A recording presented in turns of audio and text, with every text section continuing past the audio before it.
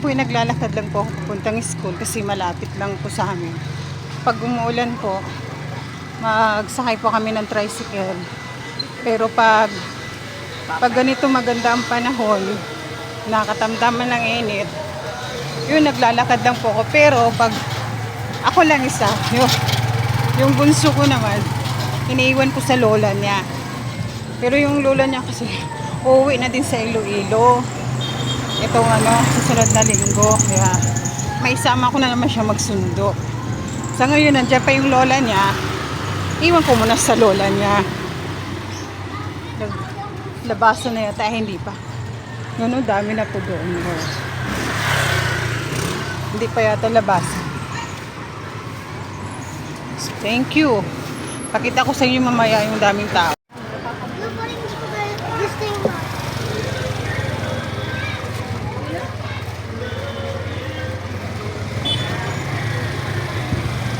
Dito na po ako ngayon sa school sa San Diego.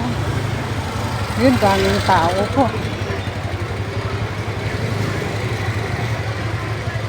Yan po ay labasan at pasukan ng estudyante. Sa ngayon, dami. Kukunti pa nga yan, oh. Puro kahapon, grabe dami. Ang dami pong tao, oh. Kala mo yan, oh. Yung pala si school lang po to. Dami po yan, tao dito sa school. Dami-dami estudyante. Yan. Hanggang doon po yan sa gate 4 hanggang gate 3. Doon. Thank you sa panonood. Hello po. Hindi ko na po napakita sa inyo kanina yung actual na labasan po nila kasi ang dami po kasing tao, siksikan talaga. Saka ang dami estudyante. Ay, dami pa ng yung mga mama, ang gulo nila. Kaya hindi na po ako nakapag-video. Actual na labasan po nila. Pero try ko po bukas. Actual na paglabasan po nila, ipapakita ko po sa inyo.